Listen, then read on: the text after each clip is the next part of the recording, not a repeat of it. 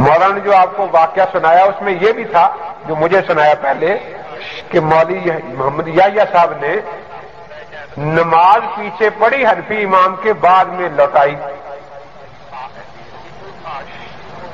اب دیکھیے ان کے بعض دوست ہمارے مسجدوں میں نماز پڑھ لیتے ہیں, پڑھتے ہیں یا نہیں, تو ان کو واضح کرنا چاہیے, انہیں بتانا چاہیے کہ تمہاری نماز نہیں ہوتی, کیونکہ اگر مولوی صاحب کی نہیں ہوئی تو ان کی بھی نہیں ہوتی نا. اور حیرانی اس بات پر ہے کہ ان کا فتویٰ تو یہ ہے کہ کافر کے پیچھے بھی نماز ہو جاتی ہے. نزل البراء میں لکھا ہے.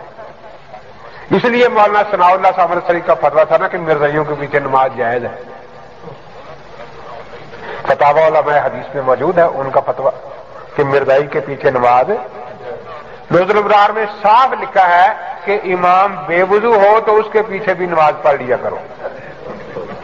امام پر غسل فرض ہو پھر بھی نماز پڑھ لیا کرو. ہمارے مولانا معین الدین لکھوی اکاڑے کے ہیں ان کے امیر, ان کا کلمی فتویٰ میرے پاس ہے. ایک آدمی نے پوچھا کہ میں سفر میں تھا, نماز کا وقت تھا, ایک مسجد نظر آئی, میں پڑھنے چلا گیا. جب وضو کر کے جماعت میں کھڑا ہوا اور اللہ اکبر کہنے لگا نا, تو سامنے لکھا تھا مسجد احمدیہ. تو 8-10 آدمی نماز وضو کر رہے تھے. میں ڈرا کہ اگر میں اب چھوڑ کر جاؤں گا تو یہ مجھے پیٹے نہ کہیں, اس لیے میں نے وہ نماز ان کے پیچھے پڑھ لی. اب مجھے آپ بتائیں کہ وہ نماز ہو گئی یا نہیں, اگر آئندہ ایسا واقعہ کوئی پیش ہے تو کیا کرنا چاہیے؟ تو مولانا فرماتے ہیں کہ نماز ہو گئی.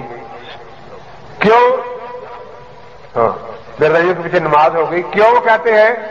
ہماری نماز کا امام سے کوئی تعلق ہی نہیں ہوتا, ہم اپنی فاتحہ خود پڑھ لیتے ہیں, اس لیے ہماری نماز کا امام کی نماز کے ساتھ کوئی تعلق. نزل البراء میں لکھا ہے کہ ایک امام نے جماعت کرائی اور جماعت کے بعد کھڑے ہو کر کہا بھی دیکھو میں کافر ہوں, تو کہتے نماز ہوگی. لیکن یہ نہیں سمجھ آیا کہ مولوی محمد یحییٰ صاحب اس بیچارے حنفی کو کافر سے بھی بدتر سمجھتے ہیں.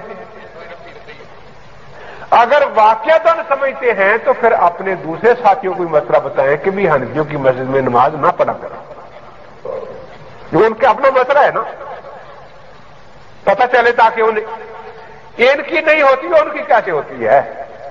اور اگر ان کی ہو جاتی ہے تو انہیں بھی کم کم چلو گھر آ کے دوہرا دیتے, لوگوں کے سامنے تو ایسا نہ کرتے نا. جس مذہب کا مسئلہ ہو کہ کافر کے پیچھے بھی نماز جائز ہے, اس کو نماز دہرانے کی کیا ضرورت ہے؟